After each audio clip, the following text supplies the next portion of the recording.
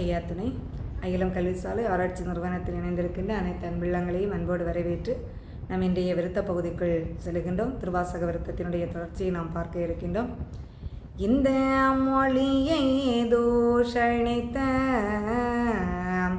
இடும்பர் படும் பாடதை கேளு, கந்த உலகு கலி பிடித்து கண்ணும் உருகிய காலுழன்று குந்த குடலும் பிரம்பூர கொப்புள் சிலந்தி உண்டாகி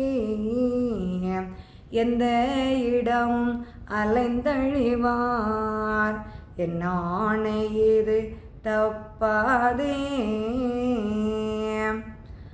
விளக்கம்: ஐயா சொல்லிய இந்த ஆகம கருத்துக்களை உட்கொண்டவர்கள், அதை ஏற்றுக்கொண்டவர்கள் சிறப்பாக வாழ்வார்கள். ஆனால் இந்த ஆகம கருத்துக்களை தூஷணித்தவர்கள், அதை ஏற்றுக்கொள்ளாதவர்கள், ஏளனமாக பேசியவர்கள், அவர்கள் என்ன துன்பத்தை அடைவார்கள் என்பதை ஐயா இங்கே சொல்லுகின்றார்.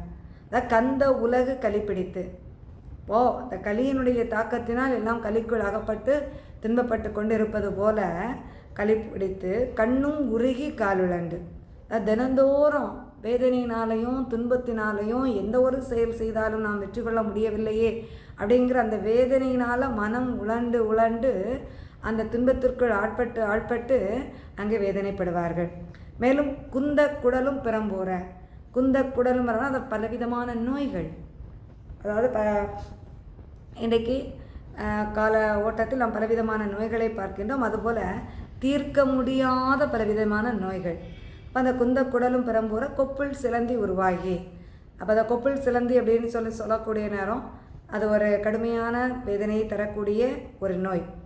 அந்த மாதிரிப்பட்ட பலவிதமான தீமை தரக்கூடிய அந்த நோய்களுக்கு ஆட்பட்டு எல்லா இடமும் அந்த நோயை தீர்க்க வேண்டும் என்று சொல்லி அலைந்து அதிலிருந்து அந்த நோயிலிருந்து விடுபட முடியாமல் துன்பப்பட்டு வேதனைப்பட்டு அந்த நோயிலிருந்து விடுபடுவதற்கு எந்தவித வழியும் தெரியாமல் வேதனைப்பட்டு அவர்கள் அழிந்து போவார்கள். இது என் மீது ஆணை என்று சொல்லி ஐயா சொல்லுகின்றார்கள்.